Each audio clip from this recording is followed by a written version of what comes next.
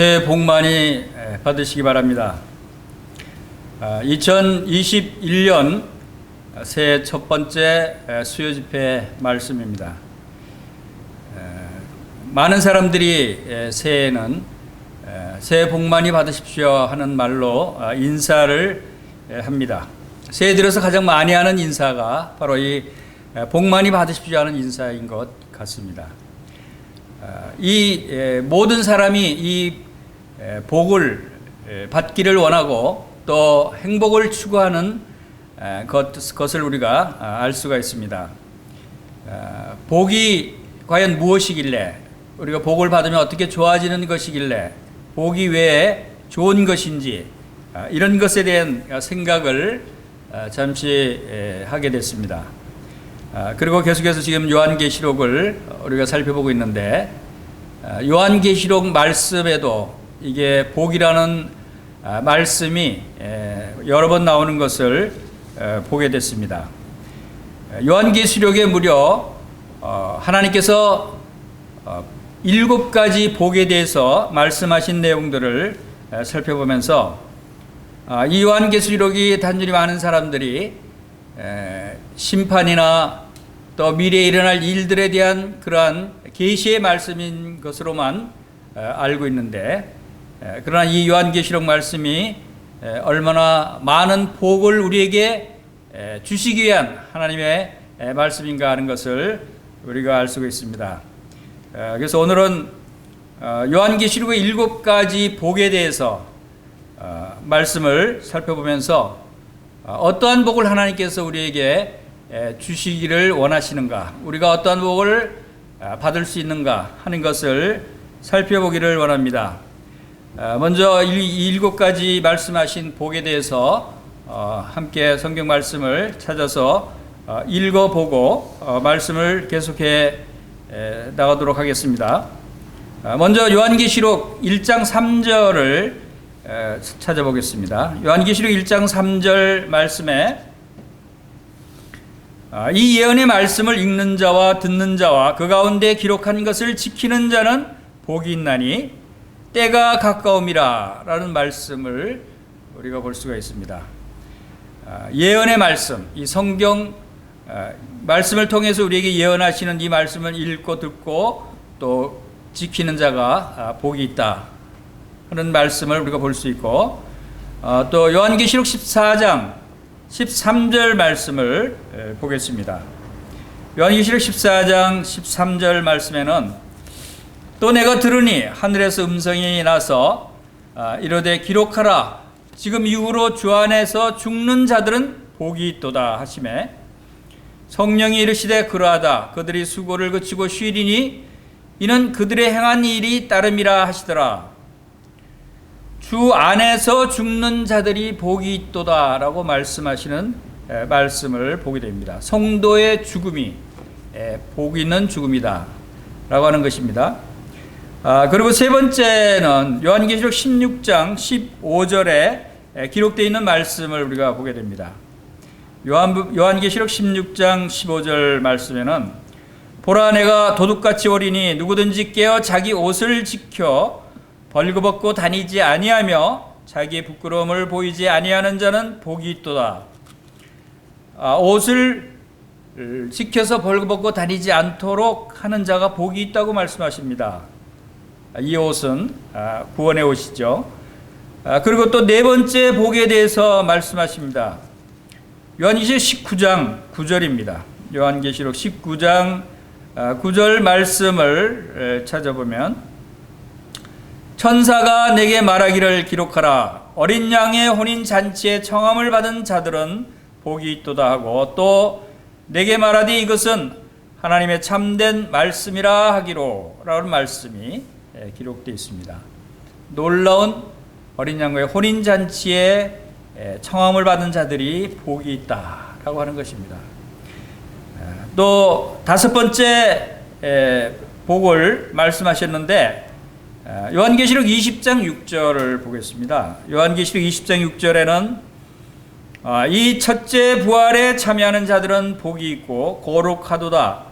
둘째 사망이 그들을 다스리는 권세가 없고 도리어 그들이 하나님과 그리스도의 제사장이 되어 1000년 동안 그리스도와 더불어 왕노릇하리라 라고 하는 말씀이 있습니다. 첫째 부활에 참여하는 자의 복에 대해서 말씀하십니다. 첫째 부활이 무엇인가? 이것을 알아야 되겠죠.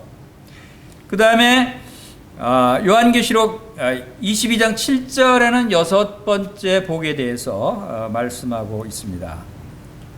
22장 7절에 보시면 보라 내가 속히 오리니 이 두루마리의 예언의 말씀을 지키는 자는 복이 있으리라 하더라.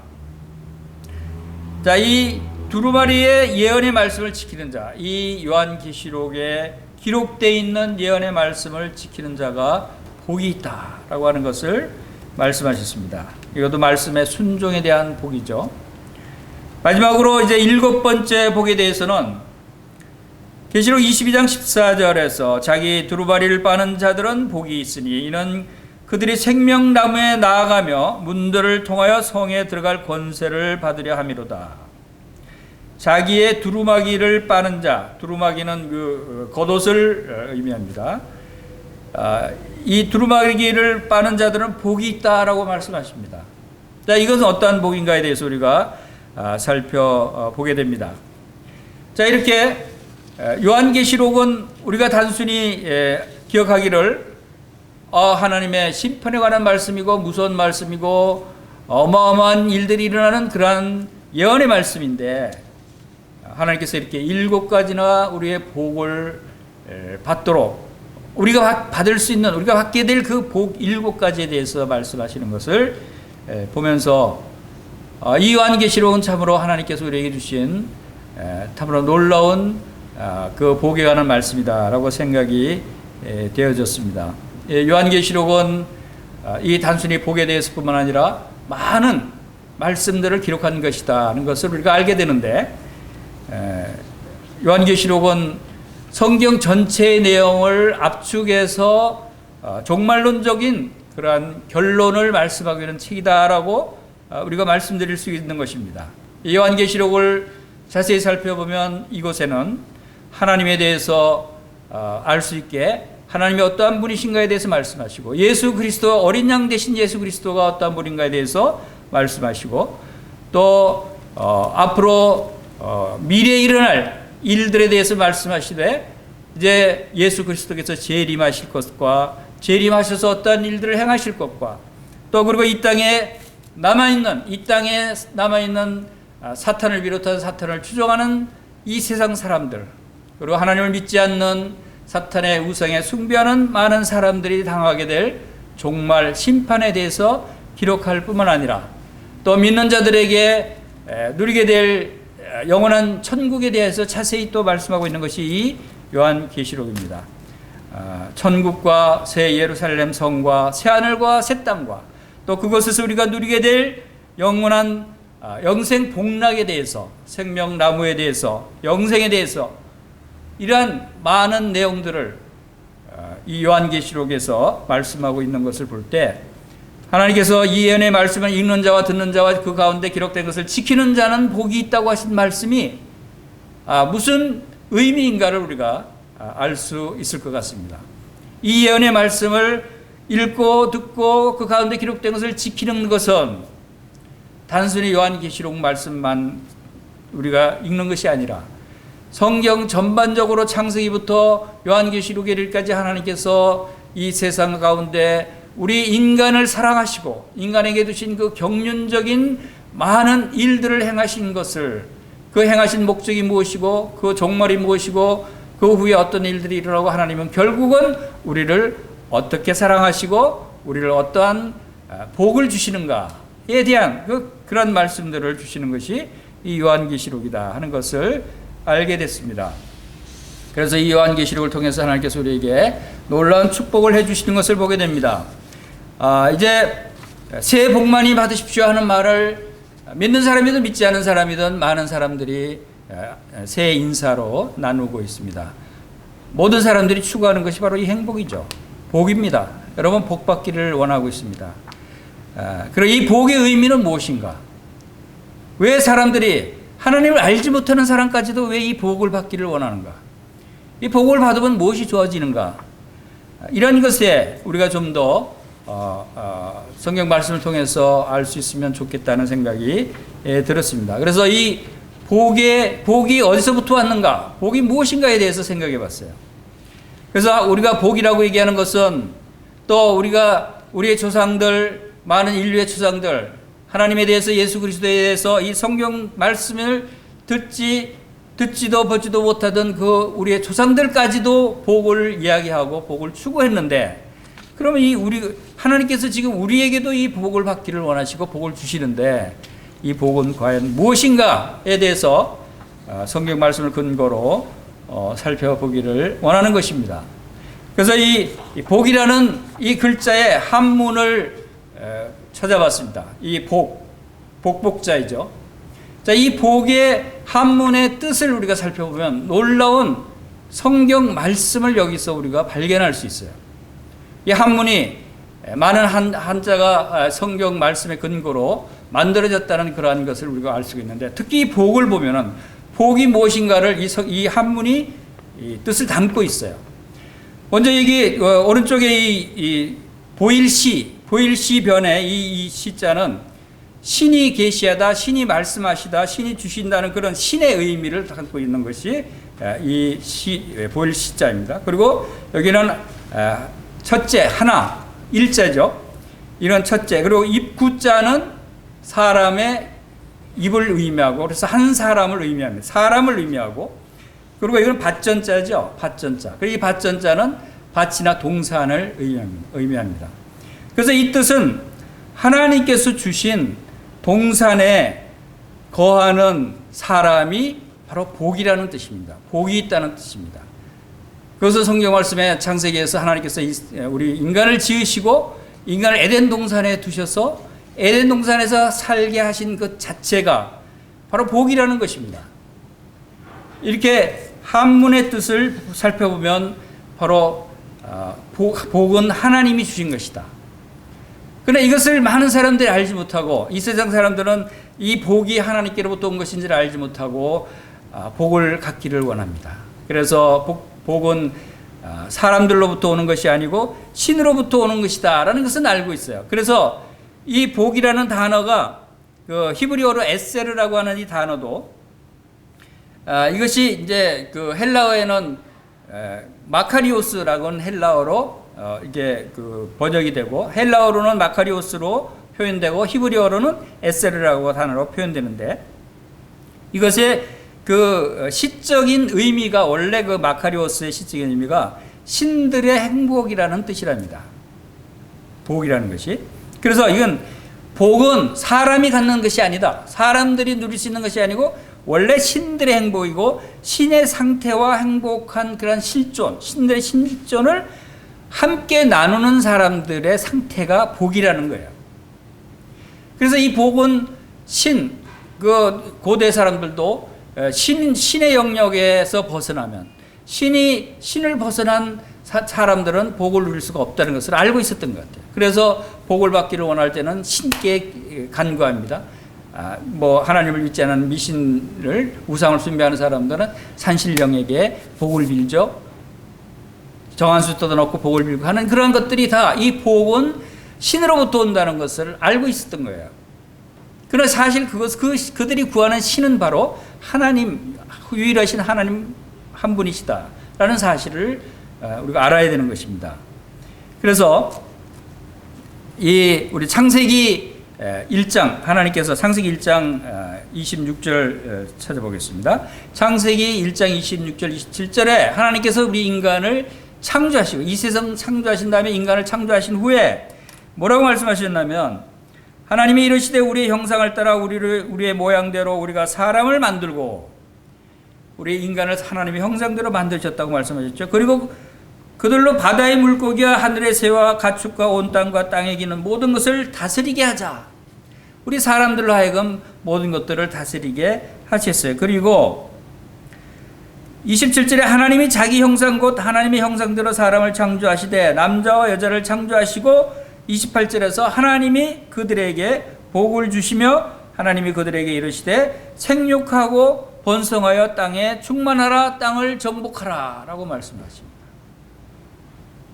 하나님이 우리 인간을 지으시고 인간에게 최초로 명하신 것이, 최초로 우리 인간에게 주신 것이 바로 이 복이라는 것입니다. 그들에게 복을 주시며 그랬어요. 놀랍죠? 하나님께서 우리를 창조하시고 우리에게 제일 먼저 주신 것이 우리에게 복을 주셨다는 것입니다. 우리는 하나님으로부터 복을 받은 사람들이라는 거예요. 우리의 복은 하나님께로부터 오는 것입니다. 하나님을 믿지 않는, 이것을 알지 못하는 많은 사람들이 이 복을 받기 위해서 우상에게 빌고 이 천지 자연 만물에서 복을 간구하는 그런 기복신앙들을 보게 됩니다.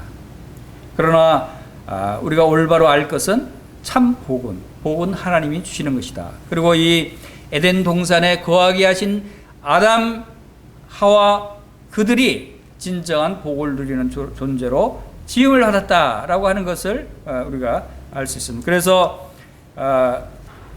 시편 2편 12절에는 여호와께 피하는 모든 사람은 다 복이 있도다. 여호와께 피하는 사람이 복이 있다라고 하는 말씀을 주시고요. 우리 시편 84편 4절 말씀을 잠깐 보겠습니다. 시편 84편 4절 84편 4절에는 주의 집에 사는 자들은 복이 있나니 그들이 항상 주를 찬송하리이다 라는 말씀이 있습니다. 주의 집에 사는 자들이 복이 있다. 하나님의 집에 사는 자, 바로 이 복자가 나타낸 바대로 에덴 동산은 하나님이 주신 집이에요. 에덴 동산처럼 그곳에 모든 것을 누릴 수 있게 하고 걱정과 염려와 근심이 없는 그곳에서 만물을 다스리는 권세까지 준 그 안에 있는 아담이 누리게 된 것이 참 복이라는 거예요. 그것처럼 주의 집에 사는 자들이 복이 있다. 이 복은 바로 하나님의 집 안에서 얻을 수 있는 것이다. 시편 65편 4절에도 주께서 택하시고 가까이 오게 하사 주의 뜰에 살게 하신 사람은 복이 있나이다. 주의 뜰에 살게 한 사람이 복이 있다 그랬어요. 우리가 주의 집 곧 주의 성전의 아름다움으로 만족하리다. 하나님 안에 거하는 자, 주의 성전 안에 거하는 자는 참 만족이 있는 것입니다. 그래서 시편 36편 6편 7절 8절에도 하나님이여 주의 인자하심이 어찌 그리 보배로운지요 사람들이 주의 날개에 그늘 안에 피하나이다. 그들이 주의 집에 있는 살찐 것으로 풍족할 것이라 주께서 주의 복락의 강물을 마시게 하시리이다. 하나님의 집에는 바로 복락의 강물, 복과 일락이 강물처럼 흘러 넘치는 것이 바로 하나님의 집입니다. 하나님의 집에는 풍성한 복이 있는 것입니다. 풍성한 은혜가 있고 풍성한 사랑이 있고 풍성한 긍휼과 자비가 있는 것이 하나님의 집인 것입니다. 여러분 하나님의 집에 거하십니까? 여러분 하나님의 성전에 거하십니까? 여러분은 주의 뜰에 거하십니까? 그러면 여러분은 복받은 자들입니다. 그러나 그렇지 않다면 여러분이 하나님의 집에 거하지 않고 하나님의 뜰에 거하지 않고 또 이 하나님의 날개의 그늘 안에 보호를 받고 있지 않다면 여러분 복을 받지 못한 사람들이다 라고 하는 사실을 우리가 여기서 알 수가 있는 것입니다. 그래서 우리 요한계시록 1장 3절에 돌아가 보겠습니다. 요한계시록 말씀에서 이 7가지 복이 어떠한 복들인가에 대해서 살펴보면서 주님께서 우리에게 얼마나 놀라운 축복을 허락하셔서 이러한 복들을 주시는가, 또 우리가 진정 추구해야 할 복은 무엇인가, 또 이 복이 진정 우리에게 주어진 복인가 주어질 복인가, 이런 부분도 우리가 살펴볼 수 있으면 좋을 것 같습니다. 그래서 7가지 복에 대해서 말씀을 하고 있는데 이 7이라는 숫자가 참 의미가 많이 있죠. 우리가 잘 아는 대로 7은 하나님의 숫자라고 합니다. 반면에 사람의 숫자는 6이라는 숫자를 사용하죠. 성경에 이 숫자의 의미가 의외로 상당히 그 중요한 의미를 담고 있다는 것을 알 수가 있습니다. 그래서 이 요한계시록에는 7이라는 숫자가 많이 등장을 하는데, 예를 들어서 7교회, 7인, 7나팔, 7대접의 심판, 7뿔들, 7눈, 7영들, 이런 7이라는 숫자가 많이 등장하는 것은 바로 이 일곱이라는 숫자를 통해서 하나님께서 완전히 이루시고 완전한 것을 성취하신다는 그런 의미를 담고 있는 것입니다. 요한계시록에서 7가지 복을 얘기하신 것도 그와 무관하지 않다고 생각이 됩니다. 무관하지 않은 것이 아닙니다. 그것은 바로 우리에게 주시는 7가지 복이 완전한 하나님께서 우리에게 주시는 복을 다 포함하고 있다라고 하는 것을 의미하는 것이라고 생각이 됩니다. 그리고 이 복은 우리의 신약 성경의 마태복음에서 예수 그리스도께서 산상수훈에서 말씀하신 8가지의 팔복이 있죠. 또 그 외에 한 가지 더 붙어서 구복이라고도 하고 팔복, 이런 예수님께서도 이 땅에서 우리에게 복에 대해서 많이 말씀하신 것을 우리가 볼 수가 있습니다. 자, 우리가 요한계시록 1장 3절을 찾아보겠습니다. 다시 계시록 1장 3절에서 함께 다시 읽어보겠습니다. 이 예언의 말씀을 읽는 자와 듣는 자와 그 가운데 기록한 것을 지키는 자는 복이 있나니 때가 가까움이라 라고 말씀을 하십니다. 여기서 이 예언의 말씀을 읽는 자와 듣는 자, 이 예언의 말씀은 이 요한계시록의 말씀을 의미하는 것입니다. 이 예언의 말씀, 그리고 좁은 의미로는 이 요한계시록 말씀을 의미하지만 또 넓은 의미로 생각하면 이 성경 전체 하나님의 말씀을 의미하기도 하는 것입니다. 그래서 이 하나님의 말씀을 읽는 자가 복이 있고 듣는 자가 복이 있고 그 가운데 기록하는 자가 복이 있다라고 하는 것을 보게 됩니다. 여기서 복이 있나니라고 하는 것은 이 복에 대해서 복이 있나니라는 blessed 그 복에 대한 영어로 라고 말씀을 하고 있는데, 우리가 그 두 번째 14장 13절이나 그 외에 다른 6가지 복에 대해서는 죽는 자들이 복이 있도다, 또 부끄러움을 보이지 않은 자는 복이 있도다, 복이 있도다, 복이 있다, 복이 있으리라, 복이 있도다, 이런 복이 있도다, 있다 하는 그런 단어가 이미 과거형으로 복을 이미 가졌다고 하는 과거형으로 표현된 것을 우리가 보게 된다. 이것은 영어 성경에는 그 blessed라고 하는 이 단어를 제일 문장 앞에 내보내면서 도치형으로 해서 복을 이미 가진 과거형의 표현으로 강조하고 있는 것을 우리가 알 수가 있는데, 바로 이러한 복을 이미 가진 자로서의 축복을 우리가 생각해 볼 수가 있는 것입니다. 그래서 이 말씀을 읽는 것, 말씀을 듣는 것, 말씀을 지키는 것이 우리 인간에게 얼마나 복된 일인가 하는 것을 알 수 있는 것입니다. 그래서 우리가 시편에서도 이 중요성에 대해서 말씀하고 있는데, 시편 1편 말씀을 함께 보시겠습니다. 구약 성경에 시편 1편 1절에서 6절까지 함께 읽어보겠습니다.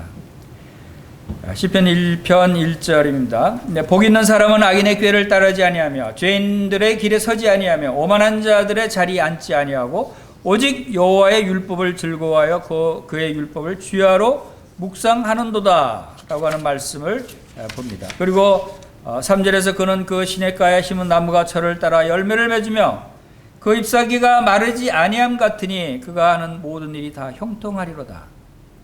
악인들은 그렇지 아니하며 오직 바람에 나는 겨와 같도다. 그러므로 악인들은 심판을 견디지 못하며 죄인들이 의인들의 모임에 들지 못하리로다. 무릇 의인들의 길은 여호와께서 인정하시나 악인들의 길은 망하리로다 라고 하는 말씀을 봅니다. 여기서 복 있는 사람은 하면 어떤 사람들이 복이 있는가, 누가 복이 있는 자인가에 대해서 분명하게 이 시편에 기록이 되어 있는 것을 우리가 볼 수가 있습니다. 복 있는 자는 누가 복이 있다고 말씀하십니까? 복 있는 자는 바로 의인들이 복이 있다라고 하는 것입니다. 의인이 복이 있는 자다. 이 의인이라는 것은 바로 하나님을 믿는 사람, 하나님과 예수 그리스도 안에 들어온 사람, 하나님과 예수 그리스도 안에서 살고 거하는 자가 바로 의인이라고 할 수가 있습니다. 그리고 두 번째, 복이 있는 자는 무엇을 한다고 말씀하십니까? 시편 1편에서는 복 있는 사람은 하면서 복 있는 사람이 하는 일이 무엇입니까? 세 가지가 나오고 있는 것을 봅니다. 복 있는 사람은 악인의 꾀를 따르지 아니하고 죄인들의 길에 서지 아니하고 오만한 자의 자리에 앉지 않는다. 여러분, 이 세 가지를 여러분들이 명심하시길 바랍니다. 복 있는 사람은 악인들과 다르다는 것입니다. 복 있는 사람은 죄인들이 아니다는 것입니다. 그래서 죄인의 길을 가서는 안 되는 것이죠. 그리고 복 있는 사람은 오만한 자들이 아니라는 것입니다. 오만한 자, 교만한 자. 여러분, 하나님의 말씀에는 바로 이 악인과 죄와 교만한 것에 대해서 많은 경고의 말씀을 하고 있습니다.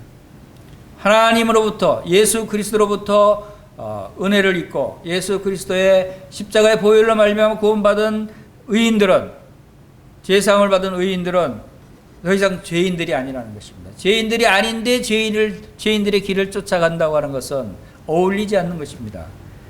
악인의 꾀를 쫓아가지 않습니다. 의인이 악인의 생각대로, 의인이 악인의 꾀를 쫓아가고, 의인이 악인들과 함께 행동하고, 의인이 악인들의 생활 방식대로 살아간다고 하는 것은 어울리지 않는 것입니다. 거기에 합당하지 않다고 하는 것입니다. 그래서 복 있는 자들은 피하는 것이 바로 이 세 가지, 악인의 꾀를 피해야 되고, 죄인들의 길을 피해야 되고, 바로 오만한 자의 자리에 피해야 된다. 의인들은, 복 있는 사람은 피할 것이 있다는 것입니다. 올해 2021년도 올해 여러분들이 복 있는 자로 복을 받았다면 여러분들은 세 가지 피할 것들을 기억하시고 이러한 세 가지 일들을 피하는 한 해가 되시길 바랍니다.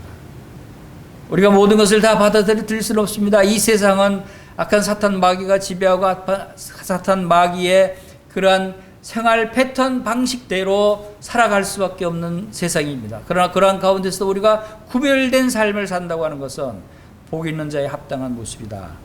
우리가 그러한 생활 방식에서부터 우리가 피해야 할 것들이 있다는 것입니다. 구별된 삶이 우리에게 필요하다는 것입니다.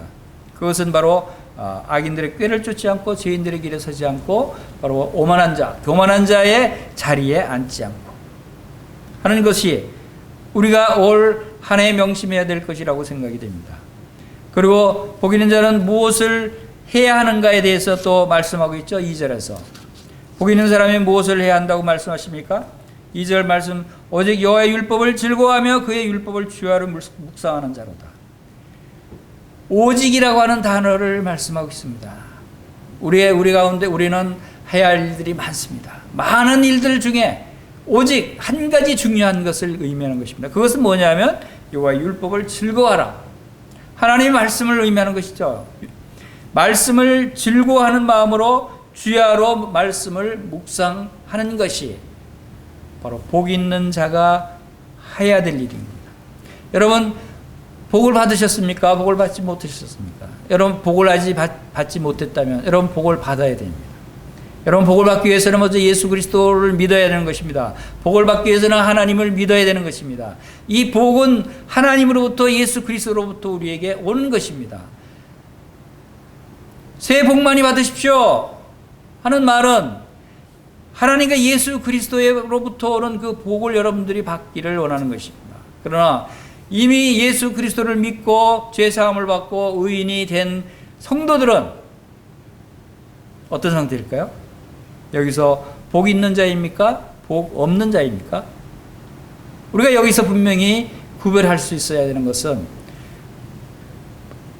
내가 지금 복 있는 자인가 아니면 아직 복이 없어서 복을 받을 자인가를 스스로 구별할 수 있는 것이 좋습니다. 그걸 구별하지 못하면 복을 더 받아야 되는데, 복을 받아야 되는데, 복을 주시옵소서 이렇게 생각할 수가 있는 것입니다. 그러나 놀라운 것은 여기 이 성경에는 시편 말씀에도 복 있는 자가 누구인가에 대해서 말씀하고 있습니다.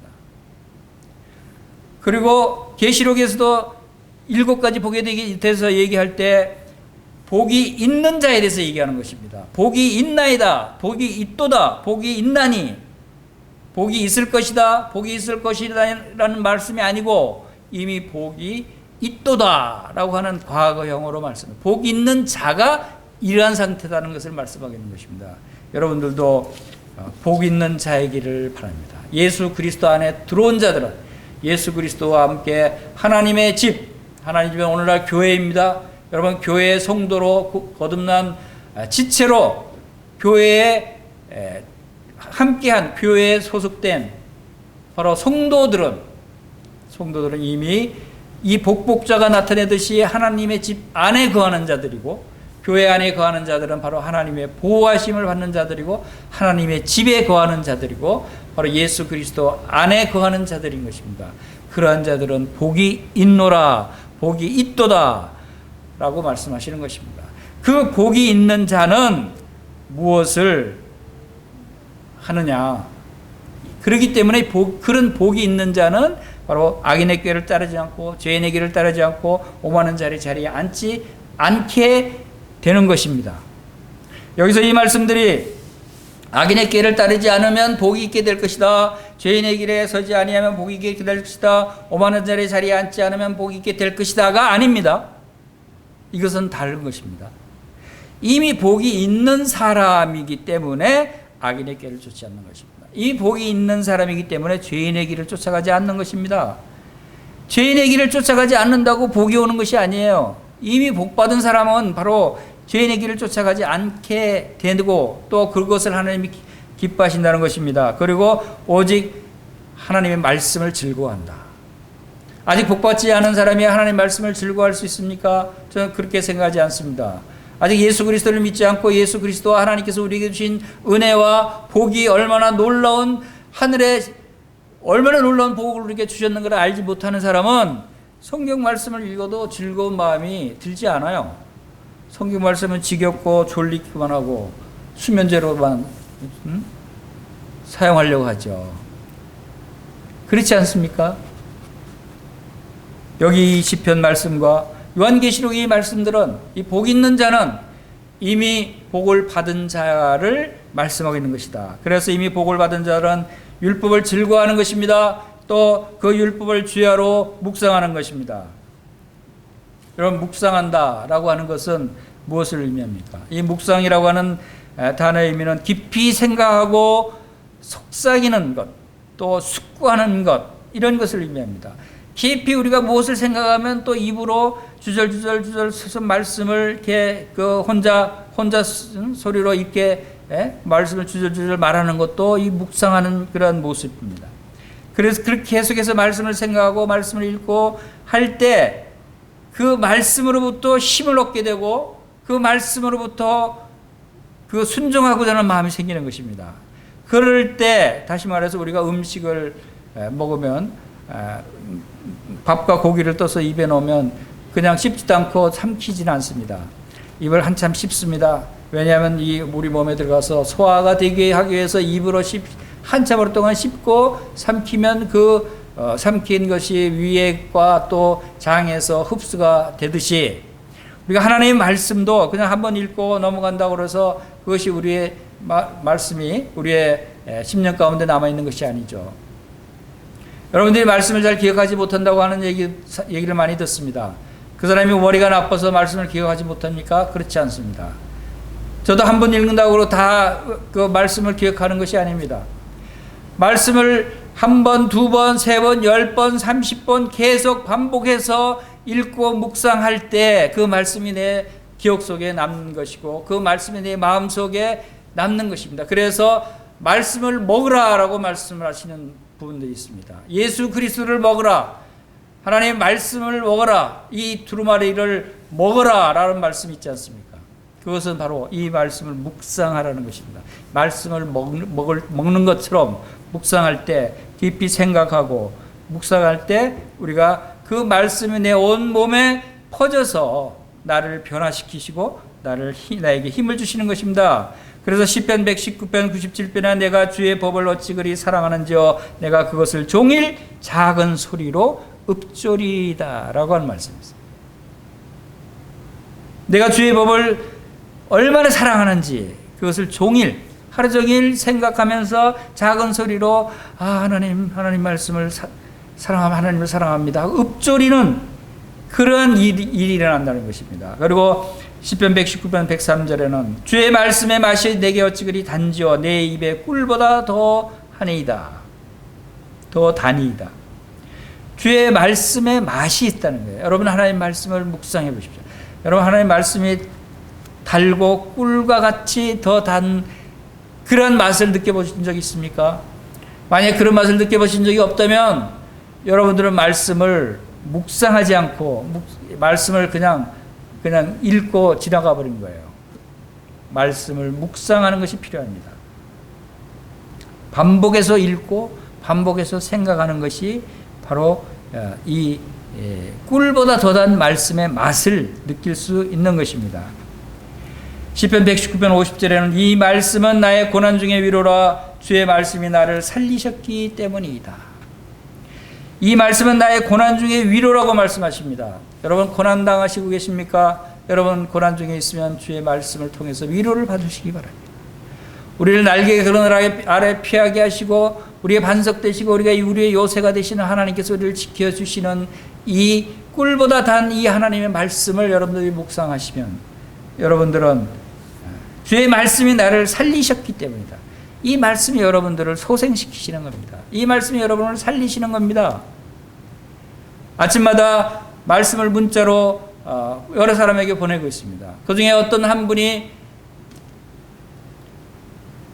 삶의 고통 가운데서 자살하려고 이불을 뒤집어 쓰고 약을 먹고 오고 자살하려고 하는 순간에 그 문자 말씀을 보낸 말씀이 띵 하면서 말씀이 와서 말씀을 읽고 나서 하나님 말씀 앞에 무릎 꿇고 자살을 포기하고 다시 살았다는 그러한 간증을 들은 적이 있습니다. 실제 그런 분들이 있어요. 이 말씀이 바로 우리를 살리는 것입니다. 여러분의 말씀을 사모하시기 바랍니다. 이 말씀을 읽는 자와 듣는 자와 그 가운데 지키는 자가 복이 있는 자입니다. 그리고 또 이 복이 있는 자는 이 말씀으로부터 즐거움을 얻게 되는 것입니다. 이 복 있는 자의 축복은 어디서부터 옵니까? 그것은 하나님으로부터 오는 것입니다. 포도나무가 가지에 붙어 있지 아니하면 열매를 맺을 수 없듯이 여기 말씀에도 그런 시냇가에 심은 나무가 저를 따라 열매를 맺으며 그 잎사귀가 마르지 아니함 같으니라는 말씀이 있습니다. 바로 여호와의 율법을 즐거워하며 율법을 주야로 묵상하는 그 사람은 시냇가에 심은 나무와 같다는 것입니다. 여러분 나무가 저 광야에 심겨진 나무가 잘 자랍니까? 광야에 심겨진 비가 오지 않고 메마른 땅에 심겨진 나무가 열매를 맺힐 수 있습니까? 그렇지 않습니다. 시냇가에 심긴 나무는 사시사철 밑에 그 시냇가의 물을 흡수받아서 양분을 공급받기 때문에 철을 따라 열매를 맺는 그런 풍성하고 무성한 나무가 됩니다. 그 잎사귀가 마르지 아니한 같이 그가 하는 모든 일에 형통하리라고 말씀합니다. 여러분 형통한 삶을 살고 있지 않습니까? 그렇다면 여러분들은 지금 하나님의 말씀을 묵상하고 있지 않는 것입니다. 복 있는 자이지만 말씀을 묵상하지 않으면 그 복을 누리지 못하는 것입니다. 여러분 하나님의 말씀을 여러분 주야로 묵상하며 바로 주야로 말씀을 순종하는 여러분 되시기를 바라는 마음이 있습니다. 악인은 그렇지 아니하며 오직 바람에 나는 겨와 같도다. 악인은 그렇지 않다는 것입니다. 바로 의인의 반대가 되는 악인들, 아직 하나님과 예수 그리스도의 이 놀라운 은혜를 입지 않은 자들은 바람에 나는 겨가 바람이 휙 불면 휙 날아가서 흩어져 버립니다. 그러한 상태가 된다는 것입니다. 그러므로 악인들은 심판을 견디지 못하며 죄인들이 의인의 모임에 들지 못하리로다. 무릇 의인들의 길은 여호와께서 인정하시나 악인들의 길은 망하리로다. 여러분 복이 있는 자라면 여러분들은 의인인 것입니다. 여러분 의인이라면 여러분은 복이 있는 자입니다. 바로 여러분들은 하나님의 말씀을 즐거워하며 묵상하는 하나님의 말씀을 순종함으로써 하나님의 영광의 찬송이 되는 그러한 여러분들 되시기를 축원합니다. 그리고 이제 2절 요한계시록 2절 보겠습니다. 요한계시록 두 번째 14장 13절 말씀을 보겠습니다. 요한계시록 14장 13절 내가 들으니 하늘에서 음성이 나서 이르되 거룩하라 지금 이후로 주 안에서 죽는 자들은 복이 있도다 하시매 성령이 이르시되 그러다 그들이 수고를 그치고 쉬리니 이는 그들의 행한 일이 따름이라 하시더라. 여기서 두 번째 복에 대해서 말씀하십니다. 복이 있는데 어떤 사람이 복이 있다고 말씀하십니까? 주 안에서 죽는 자들이 복이 있다.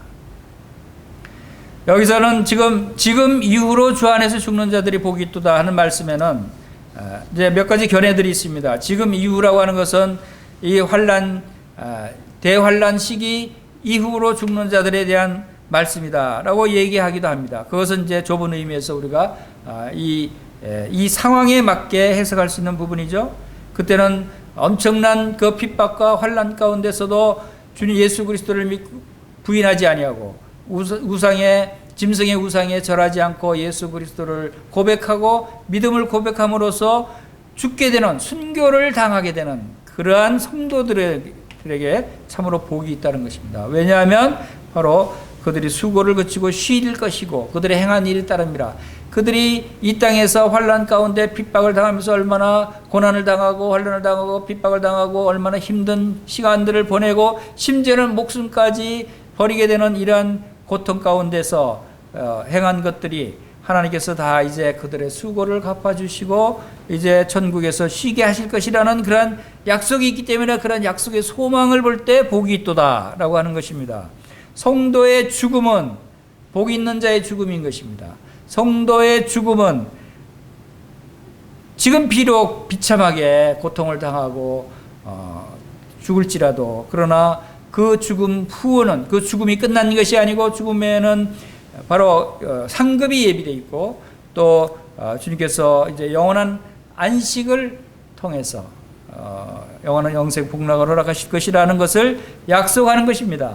그리고 또 한 가지 그 시점에 대해서는 물론 이렇게 이제 요한계시록에 기록된 대로 대환란 기간에 적용할 수 있지만 그러나 이것은 오늘날 우리에게 또 주시는 말씀이고 또 이 말씀을 주신 것이 이미 2000여 년 전에 사도 요한을 통해서 주신 그 시점부터 그 이후로 친다면 바로 오늘날 교회의 모든 성도들도 해당되는 것입니다.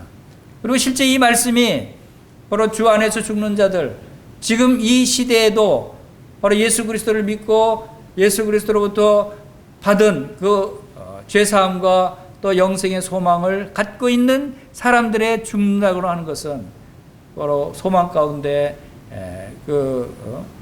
많은 것들을 죽음 후에 누릴 수 있는 소망이 있기 때문에 복된 자다라고 하는 것입니다. 그래서 우리 고린도후서 4장 말씀을 살펴보겠습니다. 고린도후서 4장 16절에도 우리 이 땅의 삶이 모든 것이 아니고 이 땅의 고난이 모든 것이 아니다라고 하는 것을 우리가 생각할 때 고린도후서 4장 14절부터 18절 말씀을 읽어드리겠습니다. 그러므로 우리가 낙심하지 아니하오니 우리의 겉사람은 낡아지나 우리의 속사람은 날로 새로워지도다. 우리가 잠시 받는 환난에 경한 것이 지극히 크고 영원한 영광에 중한 것을 우리에게 이루게 함이니 우리가 주목하는 것은 보이는 것이 아니요 보이지 않는 것이니 보이는 것은 잠깐이요 보이지 않는 것은 영원함이라. 우리가 이 세상에서 많은 낙심 가운데 염려 가운데 있을 때가 있습니다. 특히 우리의 특별한 질병 가운데 우리가 암이 걸렸거나 또 불치병에 걸렸거나 또 많은 또 사고를 당해서 많이 다쳤거나 우리의 그 육체적인 고통으로 인해서 우리가 고난을 당할 때 우리가 많은 낙심하게 됩니다.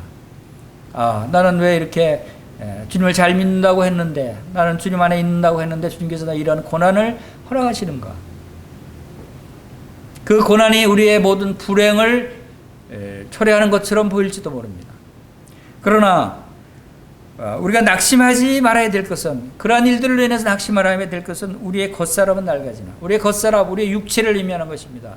육체는 낡아진다고 하는 것은 우리가 병들 수도 있고 우리가 사고로 다쳐서 해함을 입을 수도 있고 여러 가지 상태로 우리가 연약해지고 약해져서 쓰러질 수가 있는 것입니다.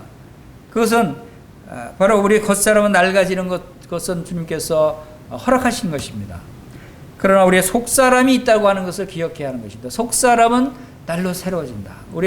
우리가 겉사람은 죽어서 이제 이 땅을 떠날 수 있지만, 그래서 고린도서 5장 1절에 만일 땅에 있는 우리의 장막집이 무너지면 하나님께서 지으신 집 곧 손으로 지은 것이 아니요 하늘에 있는 영원한 집이 우리에게 있는 줄 아는. 우리의 겉사람은 장막집으로 비유했어요. 즉 텐트와 같다는 것입니다. 우리가 건물에 사는 것과 저 건물 앞에 마당에 텐트에 사는 것과 비교를 해보십시오. 건물은 튼튼해서 오래 수십 년간 살 수 있지만 텐트는 연약합니다. 바람이 불면 날아갑니다. 또 칼로 찢어집니다. 언제든지 쉽게 낡아져서 벗겨질 수 있는 것이 그 텐트입니다. 우리의 육체라고 하는 것은 바로 이러한 장막 텐트와 같다라고 표현하고 있습니다. 우리의 장막집이거든요. 우리가 살고 있는 집을, 우리의 육체를 이 텐트에 비교를 해서 말씀하고 있는 것입니다. 그와 같이 우리 육체는 언제든지 찢어질 수도 있고, 언제든지 낡아서 쓰러질 수도 있고, 나이가 들어서 힘이 없어서 쓰러질 수도 있고, 병이 걸릴 수도 있고, 암에 걸려서 또 넘어질 수도 있고, 이러한 상태가 있다고 하는 것입니다. 하나님께서 형통하게 하신다고 말씀을 하셨지만, 형통한 이런 것이 질병이 없고 언제까지나 건강하게만 좋은 일만 생기는 것이 형통한 것이 아니라는 것입니다. 그러나 우리의 겉사람은 낡아지지만 우리의 속사람은 날로 새로워진다. 이것이 바로 우리의 형통입니다. 우리의 형통은 우리의 속사람에게 있습니다.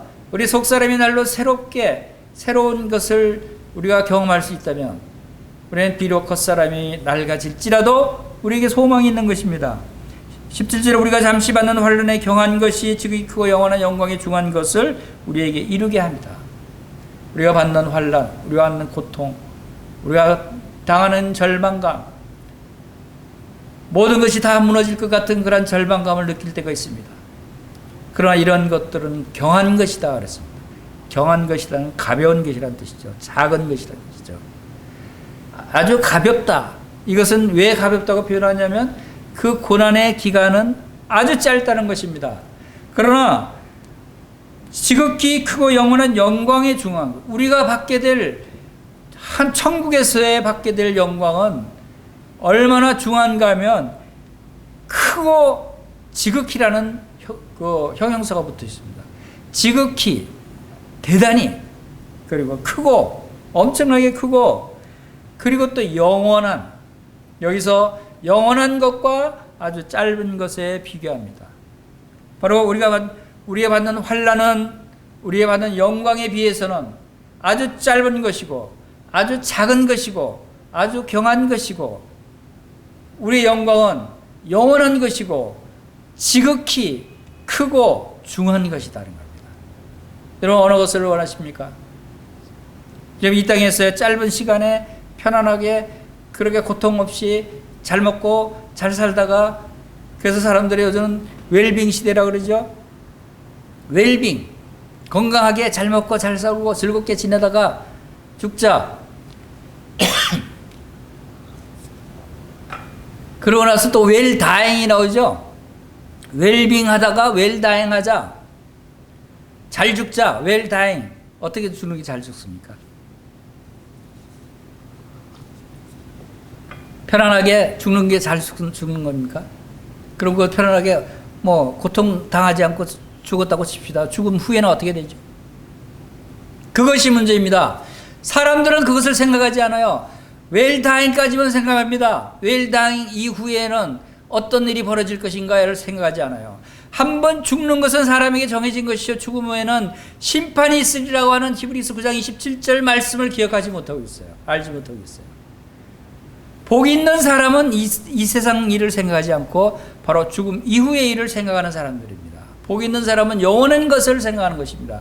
복 있는 사람은 이 환난의 경한 것, 짧은 기간에 있는 이 고통, 이것을 중요하게 생각하지 않고 복 있는 사람은 영원한 영광에 중한 것을 생각합니다. 그것은 언제 오는 것이냐? 그것은 바로 이 장막집이 무너지면 영원한 집을 잊게 될, 영원한 집이라고 하는 것은 우리가 영혼의 몸을 의미합니다. 우리가 주님 나라에 가서 입게 될 영혼의 몸이 우리의 영원한 집이에요. 이것은 우리의 영혼의 몸은 우리가 지은 것이 아니고 하나님께서 우리에게 지어서 입혀주시는 것이다 하는 것을 우리에게 말씀하고 있는 것입니다. 그래서 참으로 우리가 여기서 잔식하며 하늘로부터 오는 우리의 처소로 덧입기를 간절히 사모하노라. 바로 이러한 것들을 덧입기를 사모하는 마음이 있어야 돼요. 영원한 것을 덧입기를 사모하는 마음. 그래서 5절에서는 곧 이것을 우리에게 이루게 하시고 보증으로 성령을 우리에게 주신 이는 하나님이시니라.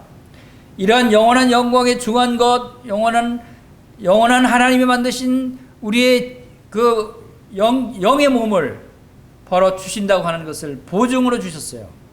참 하나님은 참 자상하셔요. 우리에게 말씀하신 것도 부족하지 않은데 거기에 또 보증까지 하셔요. 그 보증이 뭡니까? 우리의 보증으로 성령을 우리에게 주신 이는 하나님이시라. 우리 안에 계시는 성령님이 보증이라는 것입니다. 우리 같은 죄인의 몸 안에 어떻게 하나님의 영이 들어올 수 있습니까? 우리가 하나님 안에 거할 수 있는 것은 바로 이 성령이 들어오셨기 때문에 우리가 하나님의 집에 거하는 것입니다. 복 있는 자가 된다고 하는 것은 바로 이 성령이 우리 안에 거하셨다는 것을 의미하는 것입니다. 바로 이 성령을 우리에게 주신 그분이 바로 하나님이시기 때문에, 그러므로 우리가 항상 담대하여 몸으로 있을 때 주와 따로 있는 줄 아노니 이는 우리로 믿음으로 행하고 보는 것을 행하지 아니함이라.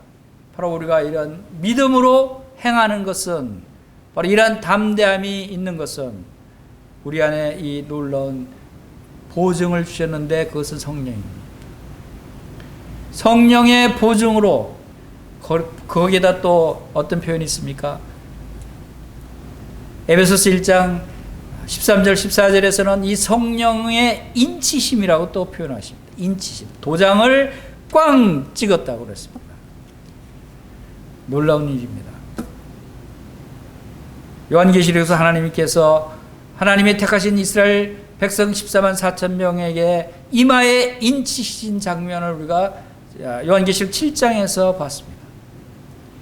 그런데 그 인친 사람들을 하나님께서 어떻게 보호하셨습니까? 14만 4천 명에 한 명도 빠지지 않고 완전하게 다 예수님 강림하셨을 때 온전히 예수님의 영광 가운데 나타나 있는 모습을 보여주셨어요. 하나님의 인치심, 하나님의 보증, 이것은 하나님께서 절대로 빼앗기지 않으십니다. 절대로 변하지 않으십니다. 하나님의 말씀도 완전한데 하나님 말씀으로 맹세하시고 하나님 말씀으로 보증하시고 하나님 말씀으로 인치시는 이러한 확실한 말씀이 우리에게 있다는 것이 얼마나 우리가 복 있는 자들입니까? 할렐루야. 우리가 참 복된 자들입니다.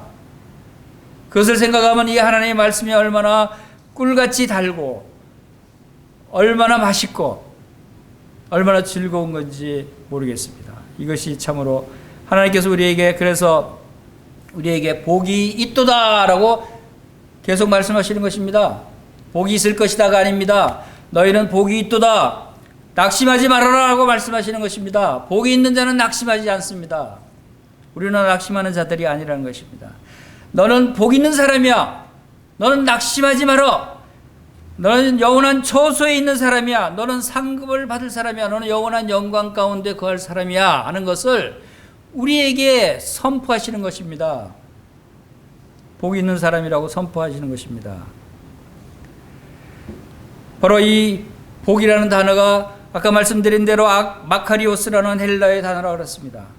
이 마카리오스는 마카르라는 행복한 이런 단어에서 유래된 단어입니다. 그 의미는 일상적인 염려와 걱정들로부터 놓여 자유하는 것이 바로 이 마카르가 하는 단어의 뜻입니다.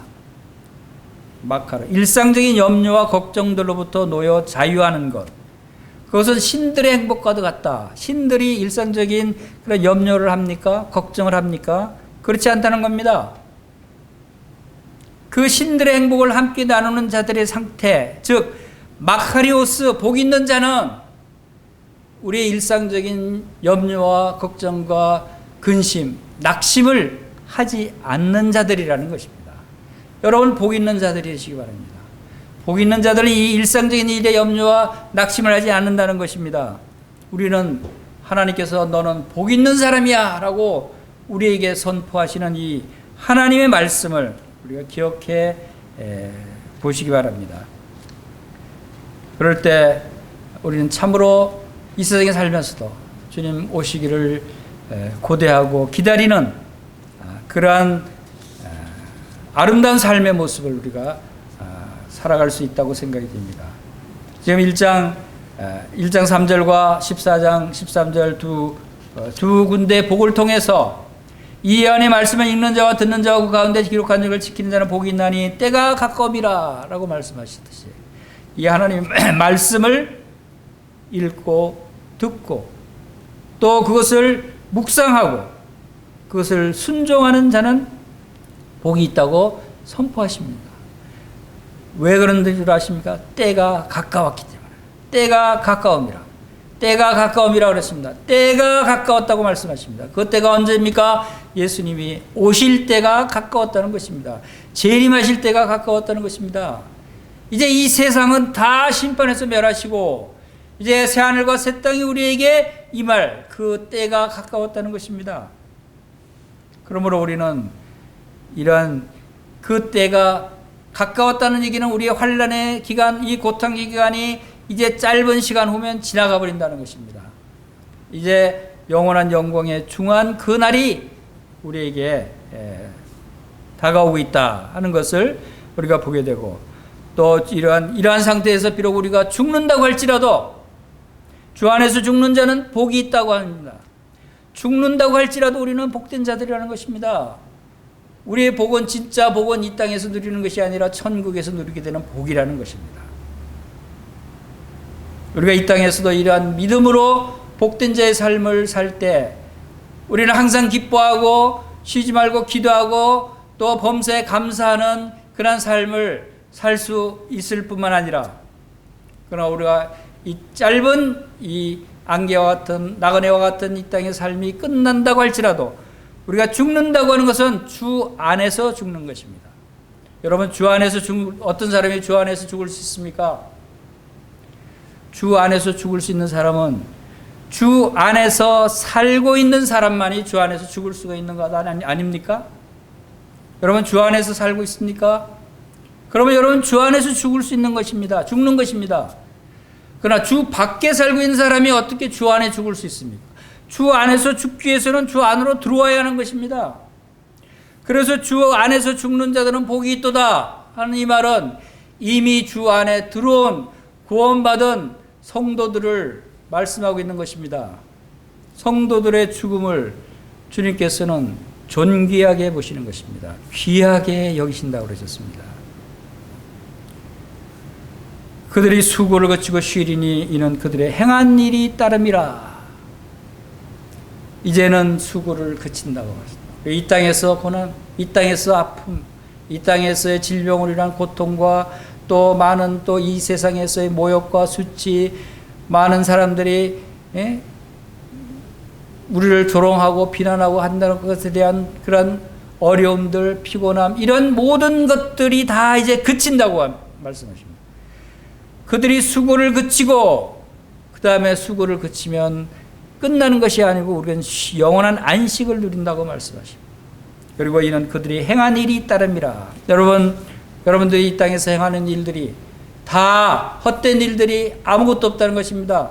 주 안에 거하는 자들은 이 땅에서 행하는 모든 것들이 바로 하늘의 상급을 쌓고 있는 것이다 라고 하는 사실을 우리가 기억해야 됩니다. 하늘의 상급의 원리에 대해서 지난 시간에 말씀드렸습니다. 우리는 씨앗의 원리가 있다고 그랬습니다. 심는 대로 거둔다.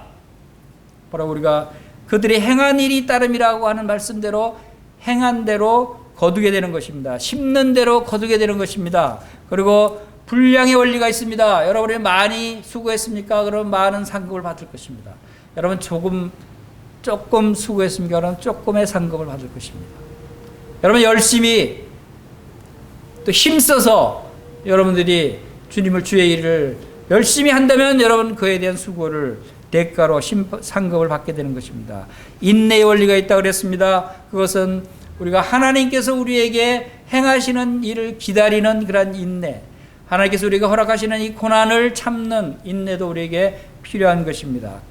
하나님께서 바로 모든 일을 행하시고 이루시는 하나님의 손길을 기다리는 그러한 은혜의 손길을 우리가 바라볼 수 있어야 하는 것입니다.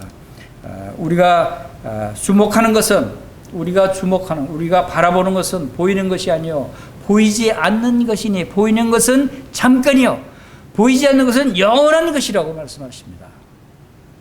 우리가 보이는 것들은 잠깐입니다. 이 세상에 많은 사람들이 흥청대고 타락하고 많은 것들이 휘황찬란하게 보일지라도 보이는 그런 것들은 잠깐이라는 것입니다. 우리의 주목하여 보는 것은 보이지 않는 것인데 그것은 영원한 세계의 영원한 하늘의 복이 우리를 기다리고 있다 하는 것입니다. 이러한 말씀들을 오늘 요한계시록의 7가지 복 중에서 2가지 살펴봤습니다. 나머지는 이제 다음 시간에 주님 허락하시면 함께 상고해 보기를 원합니다.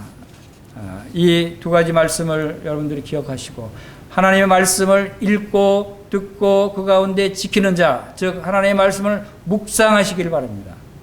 하나님의 말씀을 묵상할 때 여러분들은 그 말씀을 순종할 수가 있는 것입니다.